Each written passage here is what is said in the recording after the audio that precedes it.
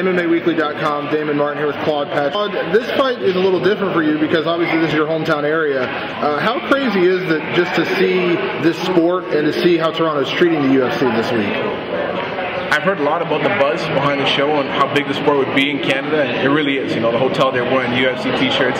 Everywhere in the city, they've got these placards out on the street signs. So it's phenomenal. It's bigger than I thought it would be.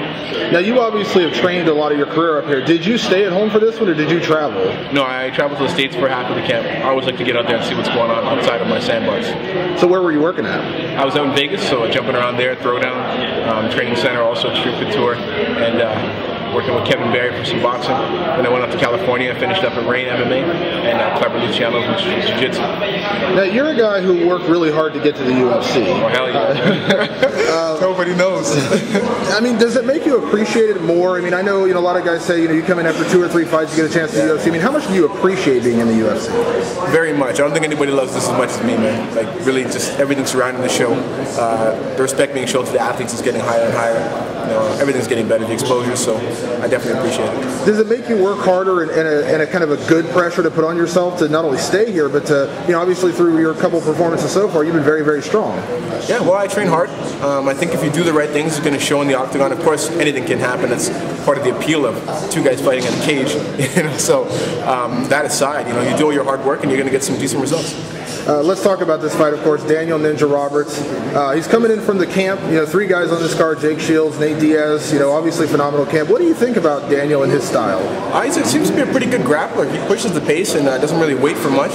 He's got a couple of sequences in mind he likes to execute, so that's been good, and that I've been able to pick up on some of that through past fights. But every fight is different, and I'm sure he's got plans. But fortunately, so do I. You also come from wrestling, and obviously have a strong submission background. When you face a guy who doesn't really make a lot of secrets about it, he likes to submit guys. That's kind of his game. Yep. Does it make it harder? Does it challenge you when you face a guy like that? Well, not really, because then you start playing mind game with yourself. You're thinking he wants to submit you, so you don't try anything, and he's really trying to knock you out. Or maybe he really wants to submit you. So I can't think about what he's thinking about what I'm thinking. I just have to go and do what it is I do. Did you follow me in that little wordplay? Absolutely. Exactly. So it gets tricky like that. Same thing he's trying to do. It's a fight. Do you see this kind of fight as like a fight of the night type fight? I mean, obviously he likes to go out there and really push the pace. You do as well. It seems like it could be a pretty crazy high paced fight. Yeah, people. I've seen some strange things happen. The fight of the night sometimes is not like what I would call. Like I lost me or Mike Powell submission of the night to Krokow, the one-handed security guard choke to.